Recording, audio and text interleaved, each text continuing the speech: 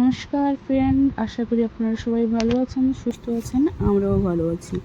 আজ শনিবার, আমরা যাব ঘুরতে বৈষ্ণব দেবীর মন্দিরে। বাইরে এসে দেখি কত সুন্দর, তাই একটু ভিডিও করলাম। দেখুন আমাদের রুম থেকে ওই যে গুলমার্কের ওই পাহাড়টা স্পষ্টভাবেই দেখা যাচ্ছে।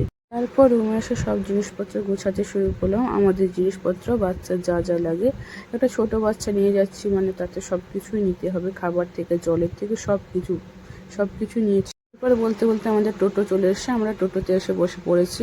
আমাদের রুম থেকে জম্মু স্টেশনের দূরত্ব মাত্র 10 মিনিট সময় লাগে, তাই আমরা টোটোতেই চলে এসেছি এখানে। আমরা 3 জন যাচ্ছি ওখানে। হাঁটতে হাঁটতে আমরা 3 জন প্ল্যাটফর্মের দিকে যাচ্ছি। দেখুন আমার ছেলেকে কেমন ভাবে তাকাচ্ছে।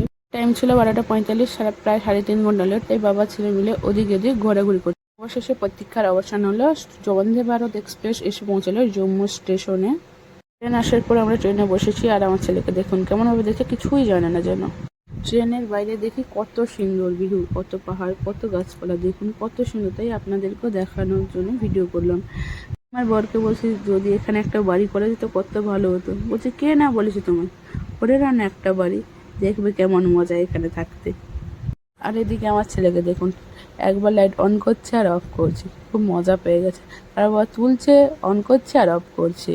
বাবা আর ছেলে দুজনে মিলে খুব মজা পেয়েছে। প্রায় 1.5 ঘন্টা জার্নি করার পর আমরা এসে পৌঁছালাম কাটরা স্টেশনে। সেখানে গিয়ে ফ্রেশ হয়ে রেস্ট করে খাওয়া দাওয়া খেয়ে আবার সন্ধ্যার সময় পাহাড়ে চড়া শুরু করব।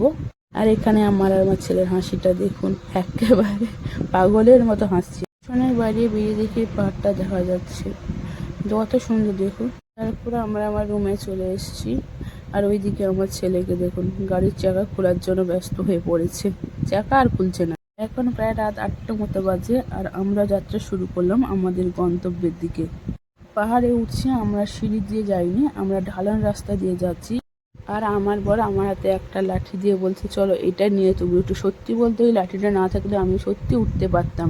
তারপর ঠাকুর দর্শন করে বেরিয়ে আমরা ভিডিও করছিলাম, আর আমার ছেলে তার মাথা তুলে নিয়ে তারপর বলছে বাবা এদিকে তাকাও, দেখো মাথাটা তুলো। ও আর মাথাই তুলছে না। শেষমেশ আমরা বৈষ্ণবী মাতাকে দর্শন করলাম। তারপর একটু দূর থেকে পাহাড়ের উপর থেকে ভিডিও করলাম। নিচটা দেখুন কত সুন্দর লাগছে, কত মানুষ এসেছে এখানে দর্শন করতে। দেখুন অনেক অনেক লোকের ভিড় জমা হয়েছে এখানে। আর আমার ছেলে ওই লাঠিটা নিয়ে খেলা শুরু করে দিয়েছে। দেখুন একবার ওইদিকে দেখছে, ওদিকে দেখছে, তার বাবার দিকে দেখছে, আর খেলতে শুরু করে দিয়েছে। তারপর আমরা নিচের দিকে নামছি। আমার বউ বলছে এই যে আমরা এখন নিচের দিকে নামা শুরু করছি। সত্যি বলতে আমরা অনেক জোরে জোরে নিচের দিকে নামছি, কারণ ঢালান তো, তাই নিচের দিকে তো ভালো করেই নামা যাচ্ছে। ছুটে ছুটে আমরা নেমেই যাচ্ছি নিচের দিকে। নিচে নামতে নামতে সকাল হয়ে গেল। দেখুন পাহাড়টা কত সুন্দর লাগছে, ভোরের পাহাড়, নিচের ঘরগুলো কত সুন্দর লাগছে।